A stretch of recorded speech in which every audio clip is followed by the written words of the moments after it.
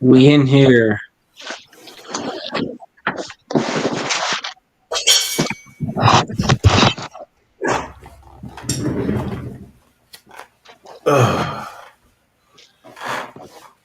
All right, let's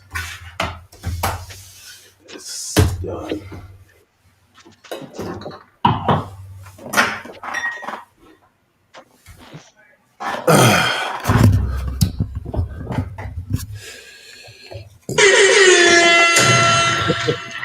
Let's go. We in here.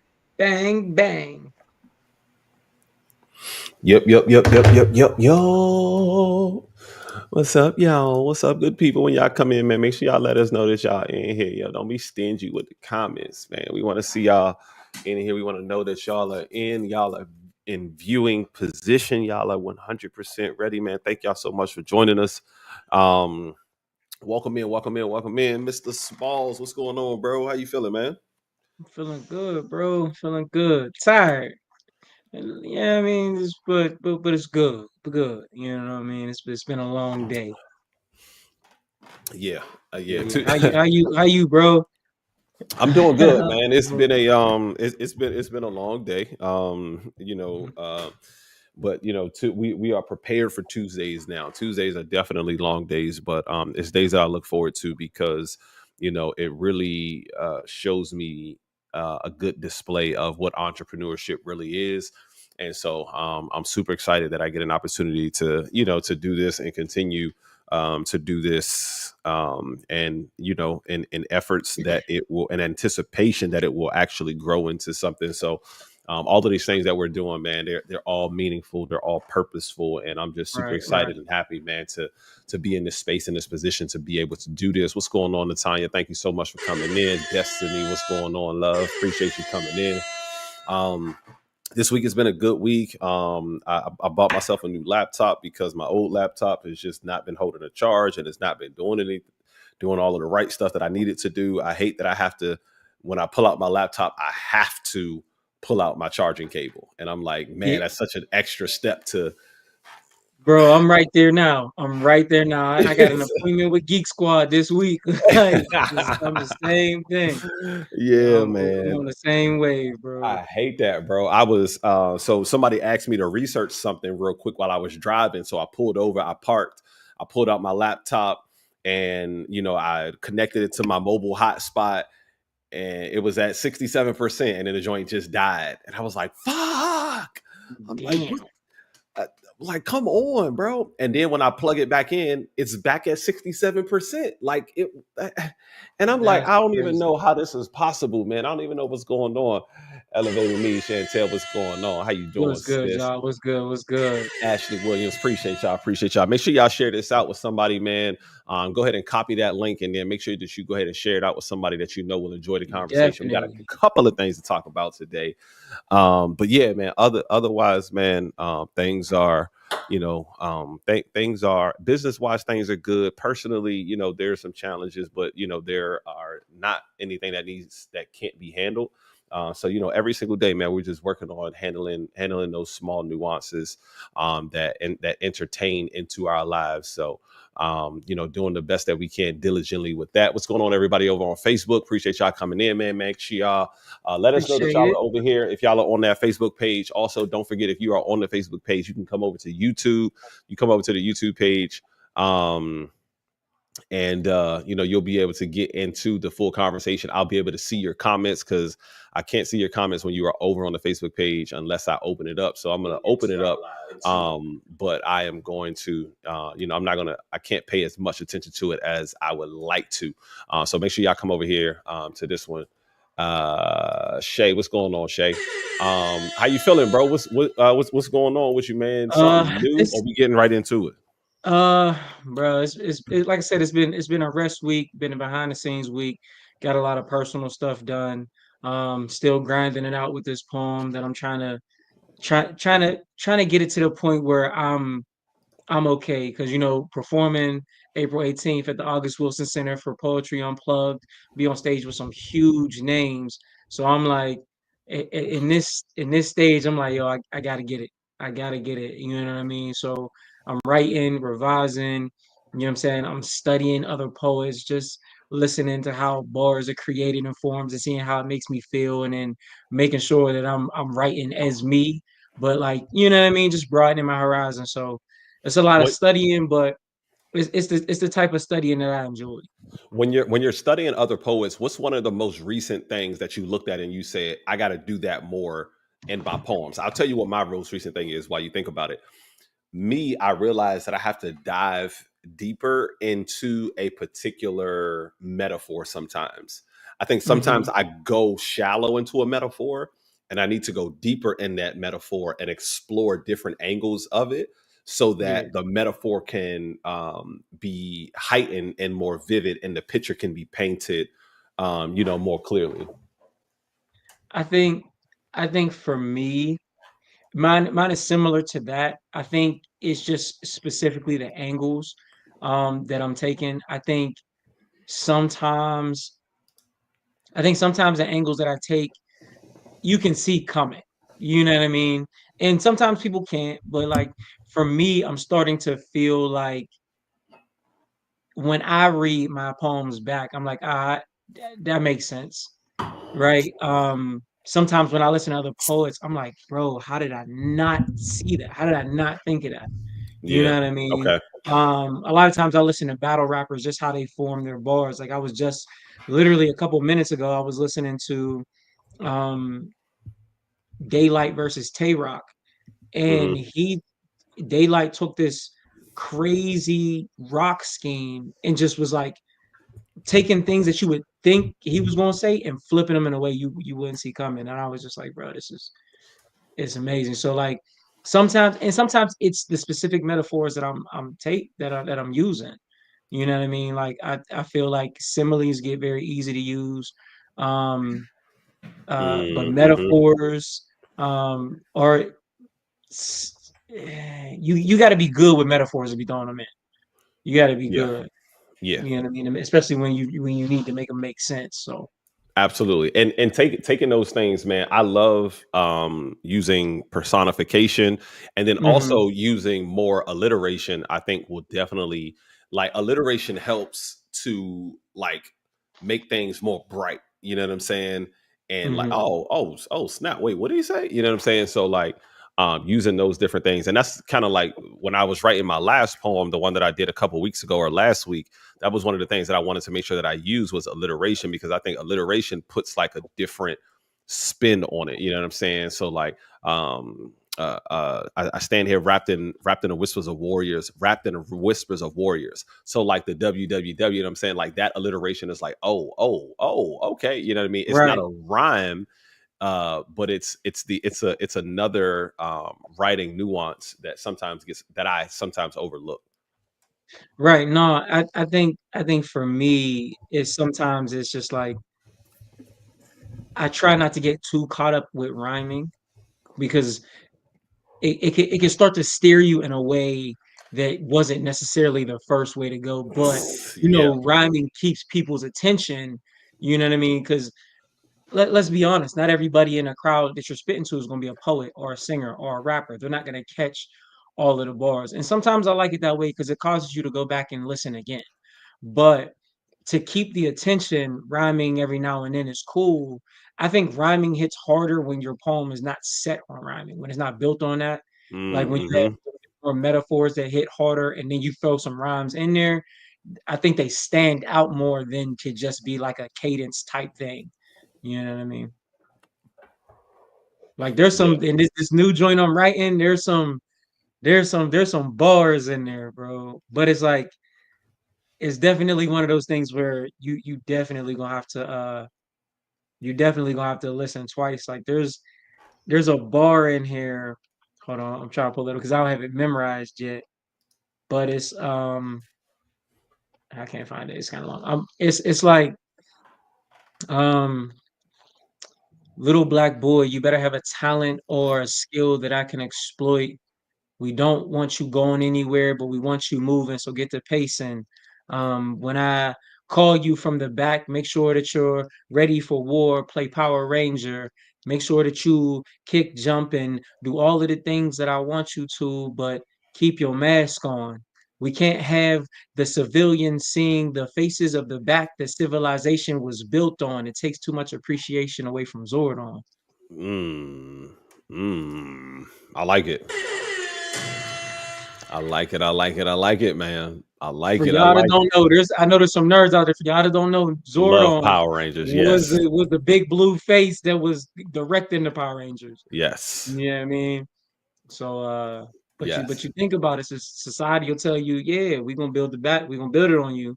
But you know what I'm saying, still give praise to the government, still give praise to you know what I mean. Don't we don't want you, we don't want you having a face. We just want you to do the work. I like it, man. All right, let's get into some of these topics. So we got a couple of juicy conversations here. So let's go ahead and get right on in. Appreciate y'all coming in, man. Thank y'all so much for staying active in the comments too. Since this is not a demonstration of a man, you need to tell me what man you're using to measure him with. Which one? My idea. Which is your idea. Mm-hmm. Now, is that the idea you trained him up to be?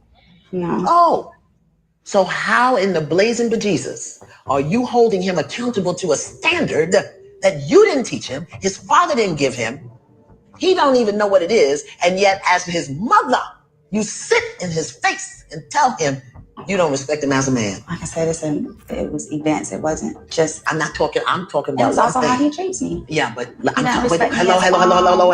You see, you are a provocative victim. You provoke stuff. And then when you start being held accountable for it, then you start twisting and turning and making the other person wrong. Look at me, Mom. Look at me. Look at me. You just sat here and told your son, who ain't got a needle in his arm, who I'm assuming pays his own rent. He's married to a registered nurse. He's got 3 baby boys. And you just sat here in his face and said, I don't respect him as a man. Mm-hmm. And you don't think to consider what that does to his heart, to his soul, to his spirit. I'm sure that's hurtful. And you okay with that? And it's hurtful for the things that he says. But there you go. You're doing it. You're doing it right now. You're doing it right now. I'm holding you accountable and you spinning. You're spinning your web. You're trying to get away. You're trying to get away. Tell me. Just here's the question. Just answer it. We'll get back to that other stuff later. Tell me. Forgive me. I respect him. He's a wonderful man. Do you understand that your mouth, your voice, your words are connected to the coils in his heart, to the valves in his heart? He can't help but love you.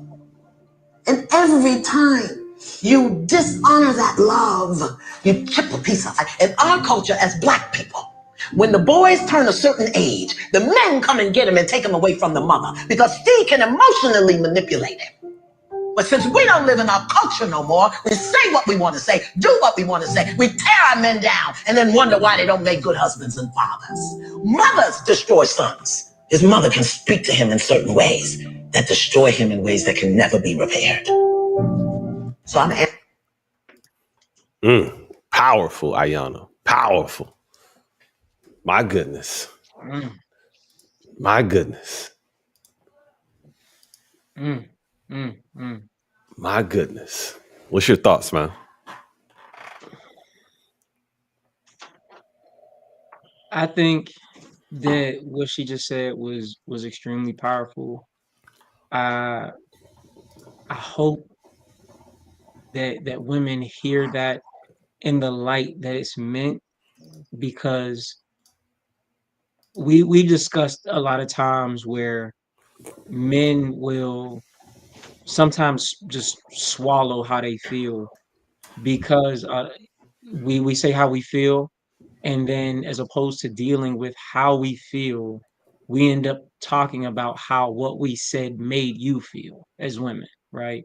And a man that loves you doesn't want to see you hurt, right? So for a minute we may plead our case, we may stand 10 toes, but when we see it's not going nowhere, when we see that the desired effect it isn't something that we can obtain, then the only thing to salvage is your feelings, right? Once we salvage your feelings, then everything's okay and we can go back to normal and we'll deal with it on our own. Because dealing with our stuff and your stuff at the same time, feeling alone in that moment is way heavier than just dealing with your feelings and moving on. But I do like the fact that she held her accountable, I do like the fact that she held her accountable because it's not to discount somebody else's feelings, but when you say, "Do you understand how this made me feel?" As soon as you say, "Yeah, but," you discount everything that you said before. To deal with a specific subject before you move on is extremely hard for people. I'm not even going to say just women. It's extremely hard for people. But dealing with somebody who's in a space where they're like, I need you to feel me for right now. Like, I need to be, for lack of better words, I need to be selfish for a second. And I need you to be okay with that because I allow you to be selfish, even unconsciously, a lot. So it is, I think that society tells women when men say, "Hey, I don't like what you did or how you made me feel," society teaches women to be defensive, which is like, it's not necessarily, I don't want you to be defensive. I want you to be receptive so we're not here again. Mm. Yeah, I think, man, if you break down this conversation into smaller pieces, number one, when you say as his mom, I don't respect you as a man, you got to understand what type of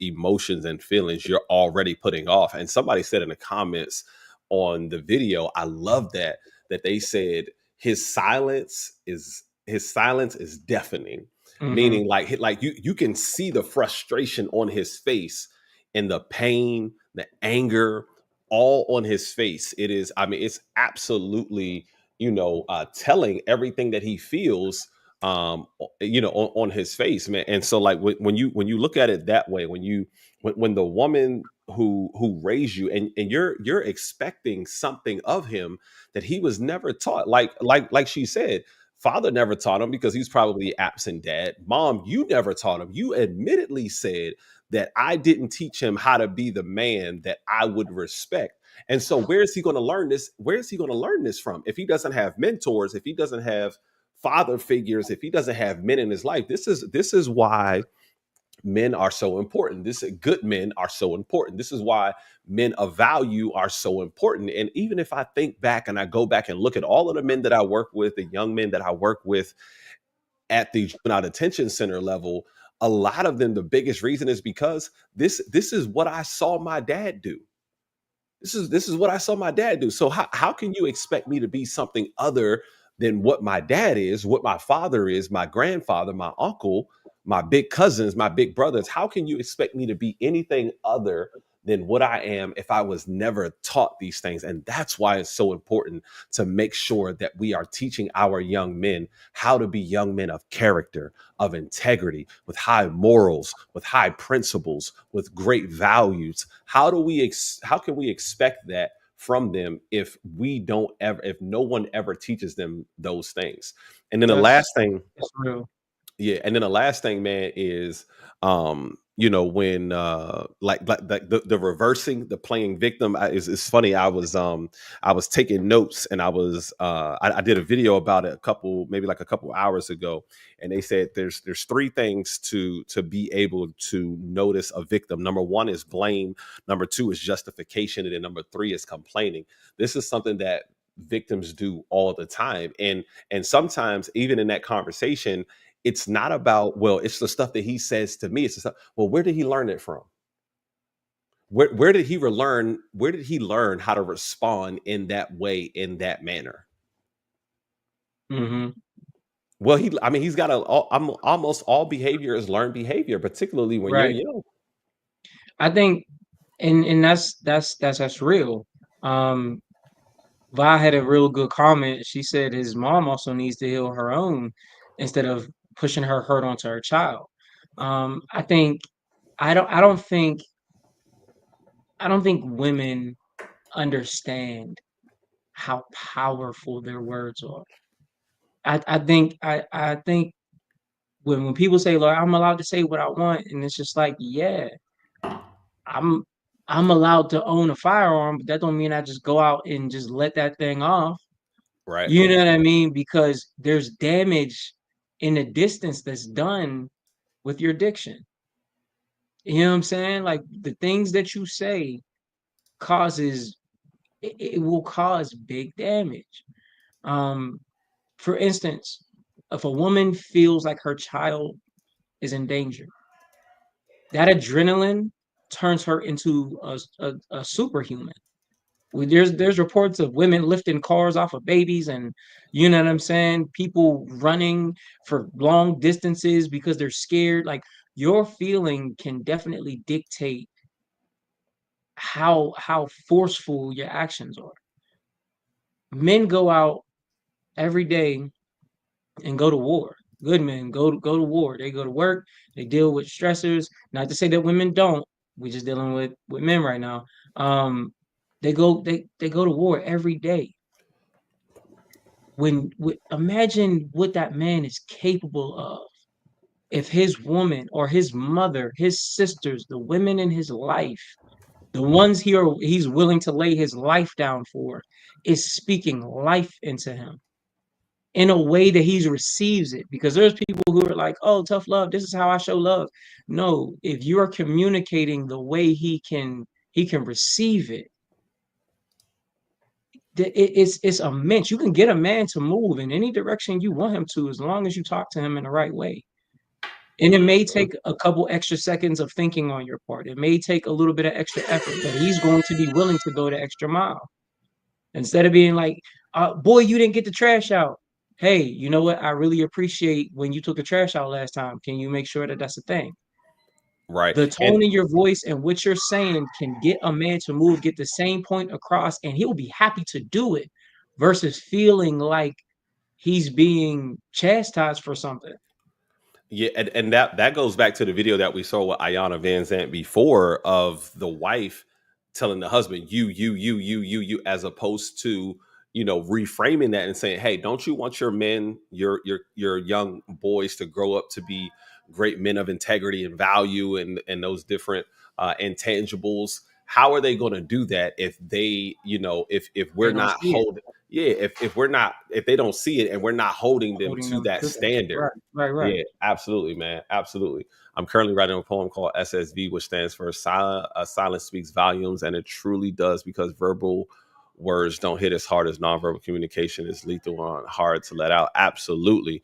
Men deal with it differently. I can say that. A lot of moms don't understand how much of a part they play. Yeah, for sure.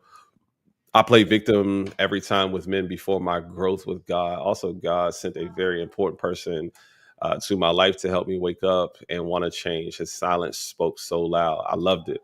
I loved it, which caused me to look at myself. I love it. I love it. I love it. Rebecca, that's fire. All right, let's go into the next one. Let's see what else we got over here, yo. Married for 8 years. I have 3 kids with my husband. My husband is overseas and has been for about 2 years. He comes home 3 times a year. I've been lonely, so I ended up cheating on my husband. Whoa. So for context, I ended up meeting this guy at a bar, and we have a one-night stand. And it was amazing. So that one-night stand turned into an almost every night stand. Hey! This has been going on for about 2 years. Anyway, I recently started going to his house. Long story short, today I found out that I'm pregnant. Yesterday, I went to his house and I see a wall full of pictures. And y'all, my husband is in the photo. Hold on a minute. I'm looking at the man in the picture. I start freaking out internally. I gotta go and sit down. She goes back to the wall and she's like, okay, and who's this man? This guy said, oh, that's my brother. He starts telling me that they're really close, but he doesn't see him much because he lives overseas. So I'm like, oh, okay. Do you know if he's married? He said, oh, yeah. He lives with his wife and 2 kids in Germany. Oh! Plot twist. Oh! I'm thinking to myself, his wife and 3 kids are in the United States of America. No! He starts showing me pictures of my husband with 2 kids, and the children look identical to my sons. I'm just staring at these pictures in disbelief. Mind you, I still haven't told this man I'm pregnant for 8 years. Ooh, plot twist. Plot twist. She thought she was cheating. Damn. Hey. Help me. Help me. Nigga. Help me.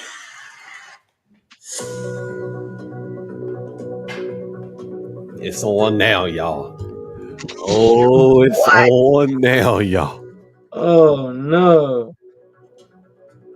Oh no. Yo. What? Yeah. Hey, bro, if that ain't one of the best movie synopsises I've ever heard, god damn. That's crazy. Call that movie plot twist. I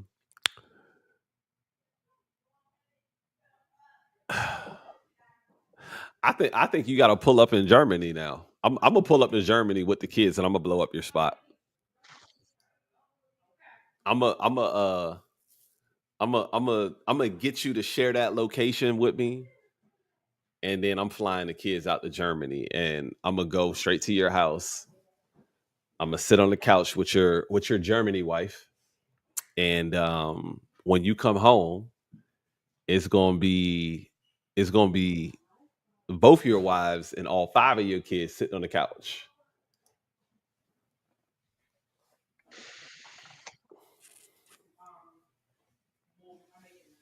That's the only way I see this being able to play out. Yeah. I think bruh, I think the craziest twist would somebody got to pull up on somebody, because what if the brother is like, oh, like talking to his brother, like, oh yeah, I met this new chick, we've been da da da da da da da, and he's showing her picture, he's like, oh yeah, that's my wife. Like, what if he knows already? Hey, you could. Yeah, I'm saying, like, I edges everybody wrong in this situation. Like, nobody got a leg to stand on. I think they should just be like, all right, you played, I played. Like, let's just call it quits, and you know what I mean. Like, it's really hard to be mad. I mean, I guess you could be mad because you human, but you ain't really got a leg to stand on at that point. Right. Right. I'm with you. That's I'm with crazy. you.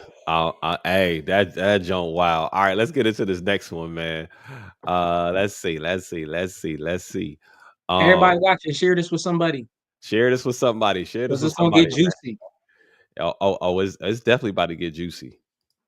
Nah, real talk. We need to talk about it. Why studs don't gotta be 6 feet tall and making 100K to get a woman? Let's talk about it.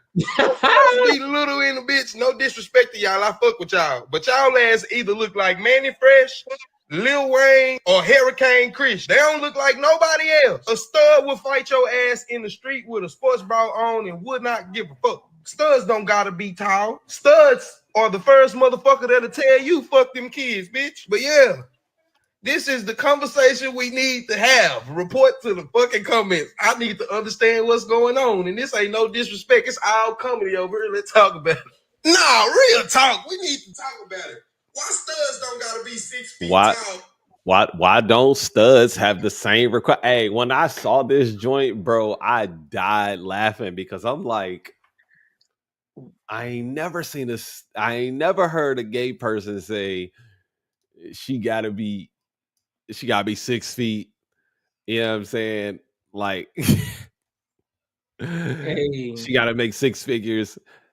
And a lot of these studs definitely ain't making 6 figures, man. Shout out to all of the studs, yo. I think it's as funny as I want to be about it. The Be reality funny is about they're it. not. Be funny about it. How you feel not being 6 feet tall, man? Listen. First off, I am I'm 6'5", okay? You know what I'm saying? When I'm standing on Jeff's shoulders. But that's not the point. The point is like, it's a double standard. It's a double standard. You know what I'm saying? Like they and this is what I be trying to say. They're still women at the end of the day. You know what I'm saying? They're still women. Of course, you might want them to act like men, but they still women. so they don't got the same requirements as us. I don't know. I can't tell you. I'm not a woman who likes studs. You know what I'm saying? Who likes studs? Somebody come up here and explain why they ain't gotta have the same requirements as us. Yeah, Somebody come on up here, because that's a good question. it's a good. Hey, listen, this provokes a great conversation, if nothing else, in terms of requirements and the statutes of studs, and how come they be getting the women too, and some of them be pretty as I don't know what too, man. Mhm. Yeah, man. I'm 5'1", so any man taller than that is fine with me. Okay, shout out to everybody that's 5'5" and under, yo. Mhm. You know what I'm saying? We gotta make sure we shout y'all out too. Shout out to everybody that's 5'5" and under. Yeah, man. I don't get it. I don't know why. I don't know. I couldn't tell you. I couldn't tell you. Cause like let's think about it, right? People like, or women like tall men. Other than the aesthetic and some NBA babies, what's the point? I mean, I mean, like, in terms of being tall, man, you like it's hard to find jeans when you tall. Yeah, They don't make jeans for tall, lean people, man. You can't shop at American Eagle, Zara for real. You can't shop at them places if you 6 feet and taller. And hey, I went through the Zara store today to go to the Apple store, and I was like, dang, man, I wish I could get some jeans out of here, but I know y'all ain't got nothing that fit me. listen. I don't know. I don't know. I'm a heavy 5'7", and This man said bruh, a heavy 5'7". I'm a heavy 5'7". You know what I'm saying? My man said I'm a heavy 5'7". That's what it is. That's what it is. All right, let's get into the next one, man. Let's see what else we got on tap. What we talking about? What we talking about? Let me see. Why do you Okay. feel like right now it's a conversation where it's like if people are not just in the house together, it's a broken home? I do think when two people have philosophical differences and they can't be together, the child uses that to his advantage. So like if you're not in a household together and y'all not on the same page, what happens is the child starts to learn how I can manipulate you. It's like, I can tell daddy one thing, I know he's not talking to mom. Tell her something else, boom, there's a gap. If they not communicating, if the parents not communicating. You know what I'm saying? And that's why welfare was designed a certain way that if you have a man in the Shout house, out to the king of you R&B. can't have it.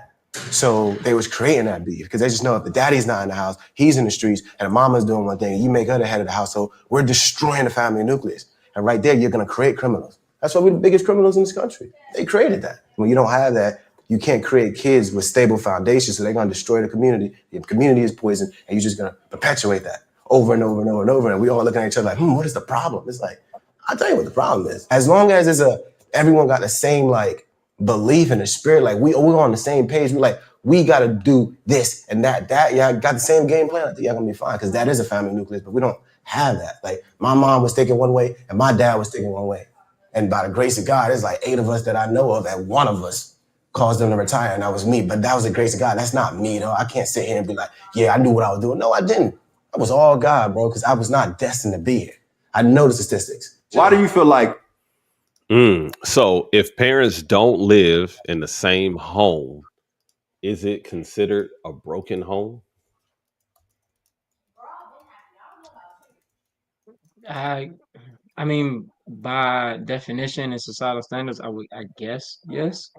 But like I know a lot of people that were terrible together that parent beautifully apart. You see what I'm saying?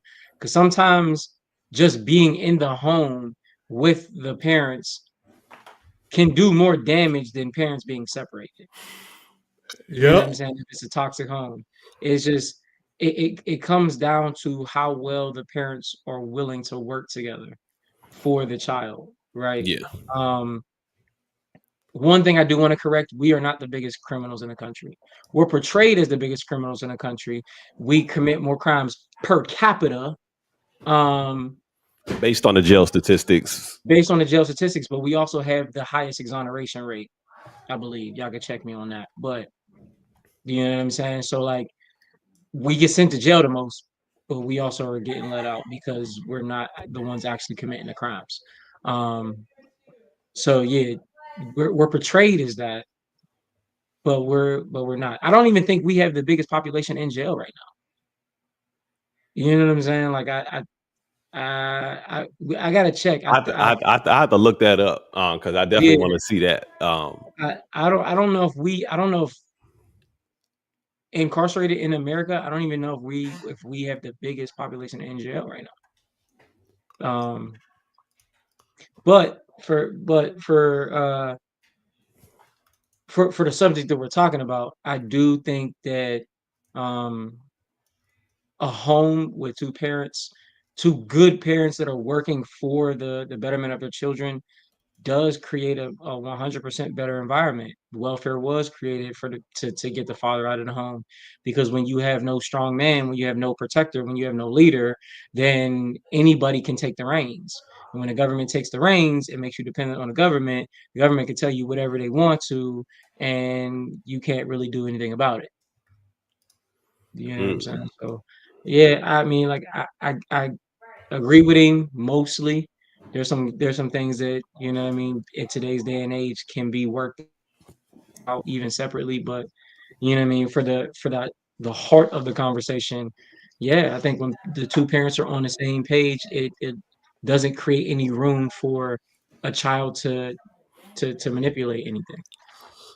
Let's get an answer to your question based off of Chat GPT. Here's what the numbers say.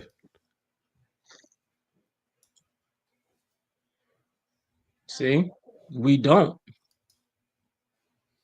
There you go. Highest population of incarcerated individuals are white people currently. So I don't think that based off of society standards, obviously, if both parents don't live in the same home, then it is considered a broken home. I think there's a lot of truth to what he was saying, in the sense of if the mindsets are divided amongst parents, that's what creates the broken home. That's what creates the brokenness in families, is the division of mindsets. And yeah, kids do have a great way of playing that, against both parents, right? I see that myself. I've seen that in the past. I see that currently.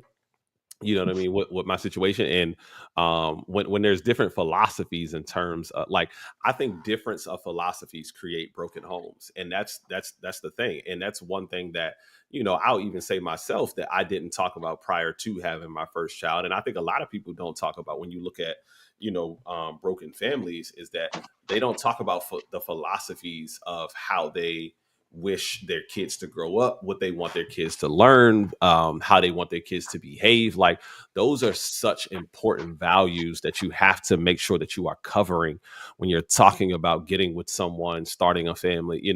What are your beliefs on education? How strongly do you believe in that? How strongly do you, at what age is appropriate to date for your kid, male, female? At what age, different clothing choices, outfit choices, all of those different things, man. All of those things have to be taken into consideration when you're talking about starting a family. And it's easy for kids to manipulate those situations. Again, I've seen it in my own situation. It's easy for kids to manipulate those situations, when they when they live in separate homes, because the philosophy and the philosophies are vastly different. So yeah, man, I think that's an important conversation that you got to make sure that you have when you're talking about starting a family, settling down, that kind of stuff. 100%. Yeah. Let me see. There was a couple other things that we did not get into on the last at the last topic. Let me see. Oh, okay. All right. Yeah. Here you go. Let me see. Let's go to present. Jennifer Castro was on a flight, and basically a mother had her child with her. Child kept crying, and Jennifer's like, "Yeah, I ain't got nothing to do with me." The mom like, "Yo, can I have your seat? I know it's a window seat, but my daughter really want that seat. Can you help me out?" Jennifer like, "Nah, I pre-selected this seat. I paid for this seat. I'm sitting in my seat." Somebody decided to record her, basically calling her mean and rude for not giving up her seat. The flight attendants actually basically tried to ridicule her too for not giving up her seat, and now she's suing them. She's suing them because the person who recorded her not giving up the seat video went viral on TikTok, and her life has been truly affected by this, personal and professional. Cousin, what y'all think about this? Was she wrong for not getting up her seat, and should she win the lawsuit? Okay, so boom, Jennifer Castro was on a flight. All right. So are you giving up your seat for the crying child who wants to sit at the window? So first off, no. Second off, I believe that the crying child wasn't like a 2 or 3 year old. They were like teen. They were old enough to know, like, no, be quiet. The mother just didn't have control. And at that point in time, your child is not my responsibility. That's your responsibility. If your child wanted a window seat, you should have bought a window seat. This is a lesson for you and your child. Life doesn't give you everything you want just because you yell and scream. So if you're mad at me because I won't give up a seat that I paid for, then something is wrong with your morals. or how about you pay me for the seat then? You want this seat? Throw me that extra 100 that I paid for this seat. Because window seats definitely cost more than middle seats. So how am I wrong because I don't give you what you need in a moment where you're ill prepared as a parent? That makes no sense. Absolutely not. I'm not giving this up. I mean, you could pay for it, and the reason that I decided to sit here was because I didn't want to rest my head on somebody else's stanky shoulder. So, what I'm going to do is I'm going to enjoy my window seat, and you're gonna have to deal with your own young adult child crying, and that's just going to be on them. That's now just if it was a baby, if it was something where like a mother just literally just had no control, I may find it in my heart to be like, all right, you know what, for the sake of the flight, let me, you know what I'm saying, be the bigger person here. But a teen throwing a fit and you can't calm your teen, and then the fact that you recorded me and posted it because you didn't give, that just shows where your heart is. That shows where your mind is.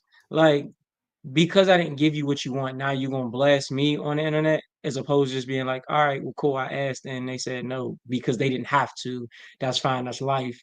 Yeah, you didn't deserve that seat anyway. Yeah, 100%. 100%. We're not doing it. All right, the next topic is, why the hell did you bail me out? What you think this one is about?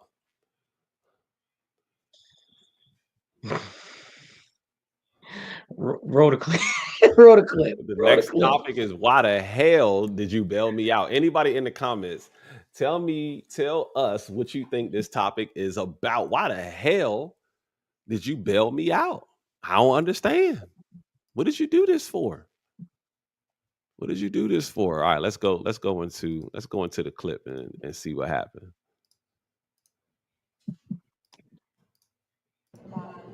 Kev, that's you? Yeah. We just bailed you out, bro. What's up? Come on, man. No, we just bailed you out. For why? I ain't got nowhere to go. I'm homeless, man. We just go around bailing people out. But where am I going? Man. Why you bailing me out, though? I'm saying we could do like goofy bails and stuff. Relax. I ain't got nowhere to go. I got nowhere to sleep. It's cold out here. We gonna get you something to eat. Find a place how you can get me back in there. We gonna get you. I want to go back in. We gonna get. I want to go back in. I don't want to be in the streets. I want to go back in. You want to go back to jail? Yes. I want to go back in. I don't know why you bailed me out. Where I'm gonna go? Where am I going? I was comfortable where I was at. I ain't got to pay no rent. Good. Get me back in. Why the hell did you bail me out? I'm homeless. I ain't got no food. I ain't got nowhere to go. What you want me to do? I'm in here. I got heat. I got a bed. I got 3 square meals. I got doctor's treatments. What the hell wrong with you, bruh? You over here on trying to go viral on YouTube. But you going viral on YouTube because I ain't want you to bail me out. I was good. Now where I'm gonna go? It's winter time. Y'all don't know the statistics, man. People, the jail and prison rates increase during the winter time because homeless people don't have nowhere to go. Yep, facts. They want to be in there for 4 months, from late December until April. Don't bail me out between January and March, bro. I mean, obviously, I feel like this video is fake, it's satire. Because he said, he was like, we'll get you somewhere to sleep. I mean, in my mind, I'm like, for a night? How long you gonna get me somewhere to sleep? Until wintertime is over? I mean, but yeah, sleep in that hotel room and then do whatever you did to get in there in the first place again. You'll go right back. It's not hard to get into jail. It's not hard to get into jail. Do the jail math. How long you want to be in there? Go steal something from a store and then wait for the cops to get you. You'll go right back. Go ahead. Happily, it'll take you right back. It's not hard to go to jail, y'all. It's not hard. But you know what I mean? Like, it's just, but also I'm not sure. I'm not sure because I would never refuse bail. But yeah, like I think you can. I think you could be like, yeah, I don't know them people. Oh, you don't want to leave? No, I'm staying here. Nope, not going nowhere. I don't think you have to leave. I mean, but I could be wrong. I could be wrong. You know what I'm saying? I've never known anybody who wanted to stay. Right. All right, let's go. Next topic is my man faked a proposal. Is this real love? What? My man faked a proposal. Is there any situation where this could be a positive?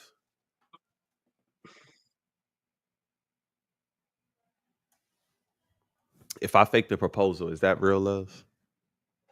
Would you think I loved you if I faked the proposal? If I fake a proposal, right? The only reason I would fake a proposal is if I know you cheating and we're in a place where I know I see the person you cheating with. I'm gonna propose right then and there to see what you do. I'm gonna say, because I know this video, that this is the definition of real love. If your man fakes a proposal. What? Oh, I gotta see that. I'm watching this the first time just with y'all. This is the definition of real love, babe. If I fake this proposal. All right. Let's see what it is.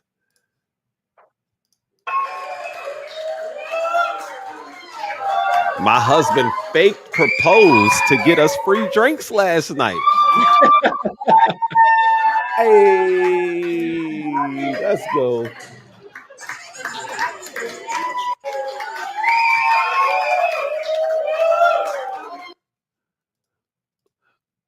Are we faking the proposal for free drinks all night? Are we faking the proposal for free drinks? Come on now. See, you gotta have a partner that's gonna go along with it. You gotta have a partner that's gonna go along with it, though. Yeah, absolutely. Definitely got to have a partner that's going to go along with it. They was already married, so that's the reason why it was I left out the husband part, obviously, but yeah, they faked the proposal, man. And when you get proposed to, everybody want to buy you drinks. Can we buy drinks for the newly engaged couple over there? What you think? Can we go somewhere and pull that off? You think so? Yeah, I want to try that. I want to go to like a 5-star restaurant though, and see if they're gonna give us the good drinks. Like, are they gonna bring us a bottle of wine if we, do the fake proposal? I'm about to take my ring off and everything before we walk in. Bro, you know what? This brings up a good question. Like, what are good scenarios to fake proposals, right?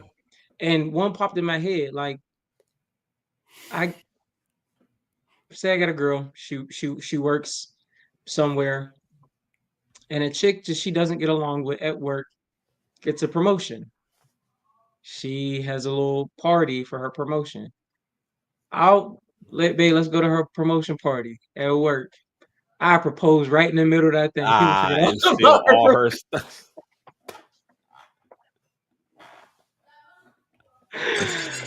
And she would hate you for stealing her moment. Let me tell you, she would hate you for stealing Listen, her moment. That would be tragic. I'm telling you, listen, how I'm coming behind mine is crazy. It's wild.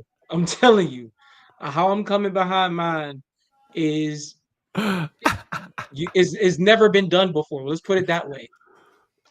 Hey, facts is that has definitely never been done before.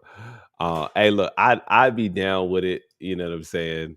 I would be down with it, man. If we going, if we going, do it, then we gonna have to do it, and we gonna have to do it all the way. Oh yeah. All right, let's go. Last one. Let's see what mom finds in her son's room. And I'm finding money like this. You can't No, I just need to know because I give you whatever you want. What is It's not you enough. have this year? It's not enough though. What are you doing? I'm trying to figure it out. You I didn't even try to. I gotta get outside. I'm outside every day. I'm not going to school. I didn't even want to find it. Yeah, I'm trying to get your fucking trying to- closet together. I'm Look trying what to I'm better my finding. life. I'm not going to school. I'm not doing Yeah, nothing. I'm not doing nothing at all. Where did you get it from? I'm Where did you get the money from? doing a good job. Running the school. It's not a I good don't like school. You job. can't make me go to school. Ain't no money at school. Oh, Every dollar I ever made was outside. so you ain't been at school. No. Everything I made was outside. Ain't no money in school. I'll put this in I'll put it in the CD. No. It'll be sitting there waiting for the No, interest. no, I don't got Yeah, time for I that don't shit, care. bro. You ain't gotta return it. We ain't gonna fight over it. We ain't gonna do none of They that. don't come We're looking going for me into so a I don't CD. give them half of their bread, man. It's not even mine. Okay, well, baby, this is going into a certificate deposit. It's going into a certificate. You gonna in about 10 to 15 years, you gonna thank me for doing that. Nobody gonna be safe. So, mom, what you doing if you find $200K in your son's room? First off, what you better not do is record yourself taking his money, telling him he can't get it back, and putting it in a CDL, and then post it. Because any teenager or young man that has 20 or 200K in a shoebox in his room got people looking for that. Facts. You think you helping your son, you just signed his death warrant. Now, mind you, this is fake because I don't think nobody would really let this happen. And anybody who got 200K, they mom throw it on the ground, you're grabbing it immediately. She's not picking it up and telling you that you can't have it back. And you're like, mom, no, your life is on the line.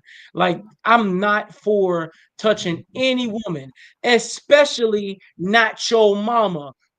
But I promise you that I'm getting that money out your hand. For that, somebody looking for that. Somebody's and looking majority of that ain't his. That's the real. Majority. He probably got Like, 5-10K out of that at best. Max, because if they don't get that, me and mama is gone. Gone. Yeah, he probably got. I'd probably give him 20K, but then you probably got to use another 10 to 15 to re-up, right? And you got to pay to connect back. Yeah, that's crazy work. That's crazy work. Come on, moms. You can't be going in, you know what I'm saying? She got to know where it came from. Like, she asked her the questions where it came from. Maybe because she want to hear it from him, but at the same time, you know exactly where that money came from. And on the back end of that, man, there's no way that you can take that money. You got to give that money back and go to whoever and say, hey, don't sell nothing to my son. Don't give nothing to my son. My son don't want to talk to you no more. He don't want to see you no more. he ain't doing business with you no more, and you gonna have to get your son out of that game, because otherwise he tied in that joint for life. And if he bringing that type of money in right now, he already probably tied into that game for life, unfortunately. This listen, you look up with 200K. By the time you can hold 50K in your hand, there's some shit you gotta do before you could get out. Right. And you gotta pay.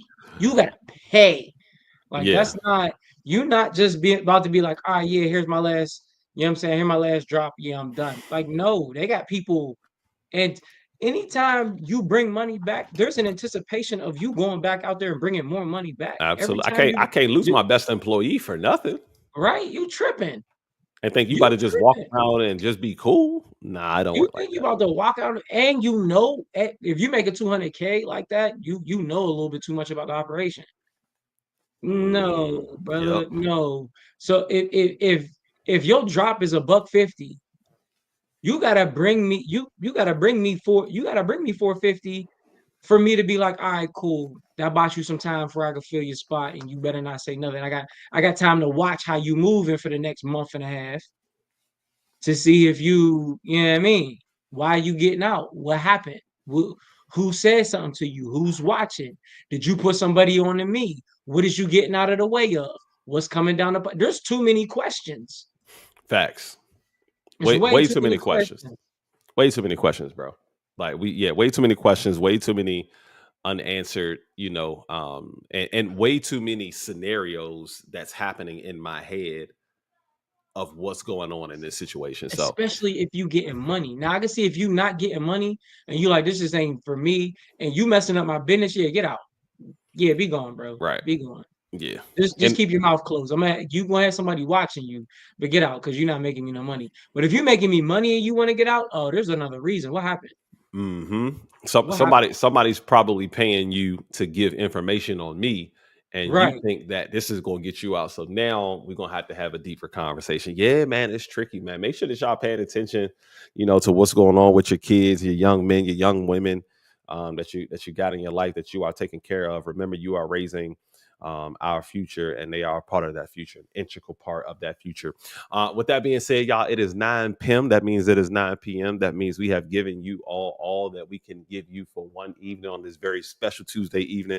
Thank you to everybody that came in and came out. Special thank you to everybody who came in and stayed and rocked with the home team, man. We are so grateful for every single last one of y'all. We are seeing the numbers climb back up. Make sure y'all remind all of your good friends that we are here every Tuesday from 8 p.m. to 9 p.m., man, for your pleasing pleasure, to make sure that we are having the conversations in public that most people would only want to have in private, because a lot of things and change starts with a great conversation, and that's one thing that we do here is we talk about it every single Tuesday. I appreciate y'all. I love y'all. Make sure that y'all hit that follow button, subscribe, and again, share this out. My name is Backpack Jeff, and my motto is always stay in your bag, so you never got to chase a bag. And as always, my man Mike Smaltz is going to take us out. Y'all know what it is. We got some new stuff coming for y'all. Like Jeff showed y'all last week, we got new structures coming. I really, really want to get y'all more involved. If y'all got something to say, this is the place to talk about it. Safe space, you know what I mean? Always a good platform for you to say something. Bring a friend next time, because it's not just about funny videos. It's about the healing. It's about equitable conversation. It's about knowledge. It's about growth. Scale your business. You know what I'm saying?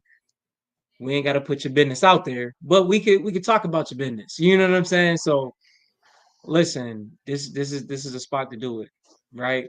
But make sure y'all subscribing to all platforms. Backpack Jeff, Sapio Senses. It don't cost nothing to subscribe, but if you put $$ behind it, we're going to make sure it's multiplied. With that being said, we love all of y'all because y'all deserve to be loved. Progress don't start until you feel like you should stop. And ignorance can't exist if you have sapio-like senses, because knowledge is a choice. Feeling is a privilege. Holla at y'all in a minute. Yeah.